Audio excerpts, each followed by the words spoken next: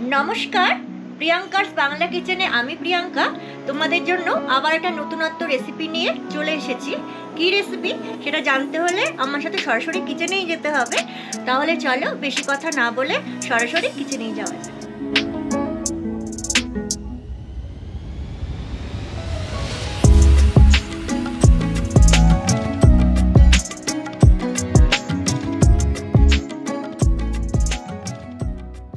এসে গেছি কিচেনে।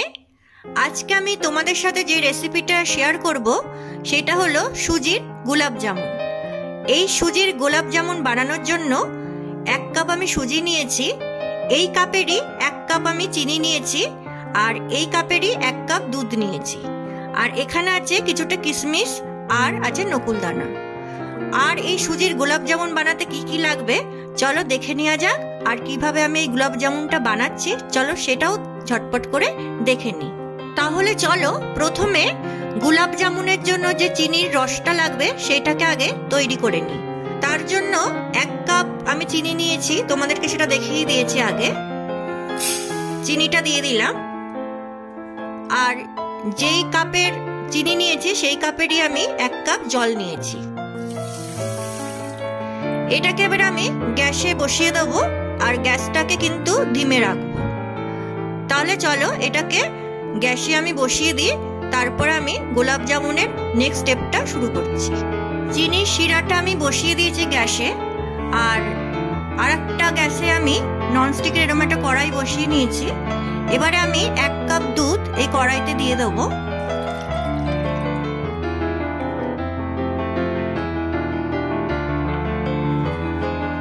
এবারে দুধটাকে ফুটতে দেবো। দুধের মধ্যে আমি 1 চামচ চিনি দিয়ে দেবো, তাহলে গোলাপ জামুনের কালারটা খুব ভালো আসবে।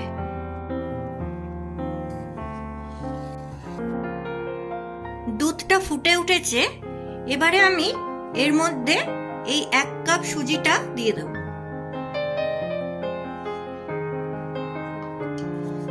ভালো করে দুধের সাথে সুজিটা মিশিয়ে নেব।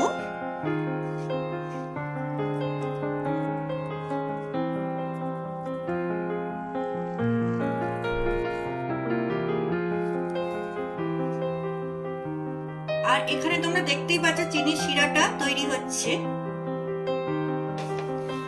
এইবারে আমি গ্যাসটাকে অফ করে দেব। এবার সুজিটাকে একটা থালায় ঢেলে নেব, আর এটা উষ্ণ গরম অবস্থায় এটাকে ভালোভাবে মেখে নেব। তাহলে চলো নেক্সট স্টেপটা দেখে নেওয়া যাক। থালাতে ঢেলে নেব সুজিটা। এবারে সুজির মধ্যে আমি 1 চামচ ঘি দিয়ে দেব।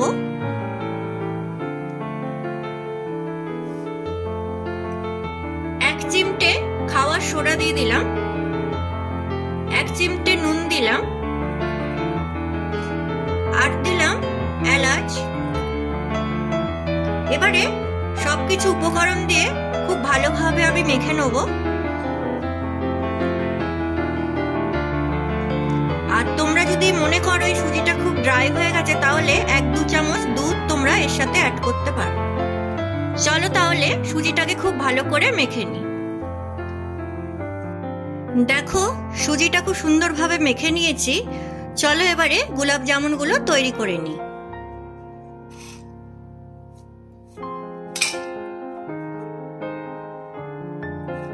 ছোট ছোট এরকম লেবুর সাইজে আমি গোলাপ জামুনগুলো তৈরি করে নেব।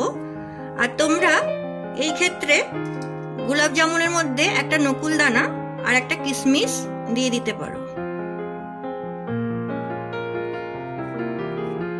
এবারে ভালোভাবে গোল করে নেব, আর দেখবে এই গোলাপ জামুনের মধ্যে যেন কোনো ক্র্যাক না আসে। সুন্দরভাবে আস্তে আস্তে গোল করে নেব।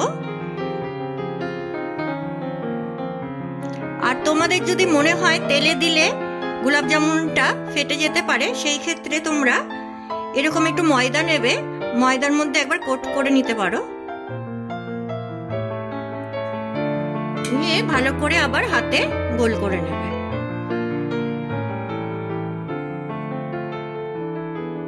দেখো কত সুন্দর গোলাপ জামুনটা তৈরি হয়েছে, আর কোনো ক্র্যাকও কিন্তু নেই। আমি যেই মাপগুলো দিলাম গোলাপ জামুনের, তোমরা যদি সেটা ফলো করো তাহলে কিন্তু তোমরাও এত সুন্দর গোলাপ জামুন তৈরি করতে পারবে। যেই পরিমাণে তোমরা সুজি নেবে সেই পরিমাণেই তোমরা দুধ নেবে, জল নেবে আর চিনিটা নেবে। চলো তাহলে সব কয়টা গোলাপ জামুন আমি তৈরি করে নিই। দেখো সুন্দরভাবে গোলাপ জামুনগুলো আমি তৈরি করে নিয়েছি। এরকম ছোট ছোট লেবুর মতো সাইজ করেছি, তোমরা বড় ছোট করতেই পারো। আর 1 কাপ সুজিতে আমি 20খানা গোলাপ জামুন বানিয়েছি। চলো এবারে এর নেক্সট স্টেপটা দেখে নেওয়া যাক। গ্যাসে আমি কড়াইতে তেলটা গরম করে নিয়েছি, আর তেলটা খুব গরম করিনি, খুব গরম করলে গোলাপ জামুনগুলো ফেটে যেতে পারে। এই জন্যে উষ্ণ গরম অবস্থায় আমি গোলাপ জামুনগুলো তেলে দিয়ে দেবো।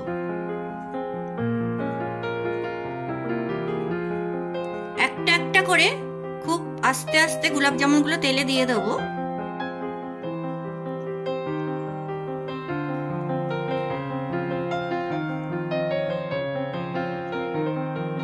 এই সময় গ্যাসটাকে মিডিয়াম রাখবো।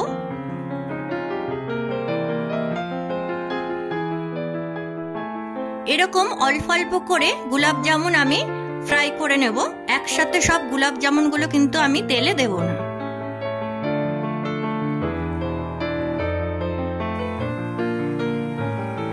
গোলাপ জামুনগুলো উল্টে পাল্টে একটু ফ্রাই করে নেব।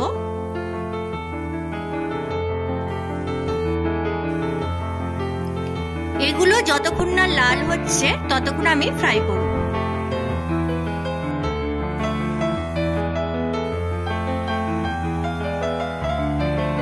দেখো সুন্দরভাবে ফ্রাই হয়ে গেছে। এবারে আমি গোলাপ জামুনগুলোকে একটা একটা করে তুলে নেব।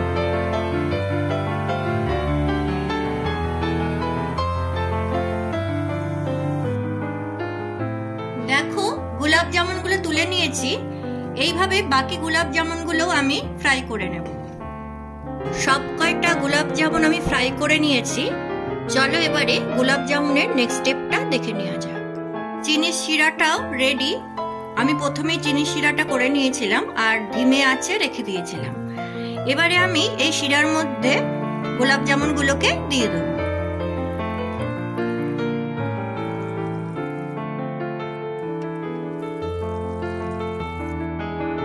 এবারে এই চিনি শিরার মধ্যে গোলাপ জামুনগুলোকে আমি 20 মিনিট রাখবো, আর গ্যাসটাকে কিন্তু একদম লো রাখবো। তাহলে চলো আবার 20 মিনিট পর ফিরছি। গোলাপ জামুন একদম রেডি হয়ে গেছে। এবার আমি গ্যাসটাকে অফ করে দেব। তাহলে দেখতেই পাচ্ছ একদম রেডি গোলাপ জামুন। তাহলে তোমাদের এই রেসিপিটা কিরকম লাগলো আমাকে অবশ্যই জানিও। তাহলে চলো আজকের মতো টাটা, আবার অন্য কোনো দিন ফিরবো অন্য কোনো রেসিপি নিয়ে।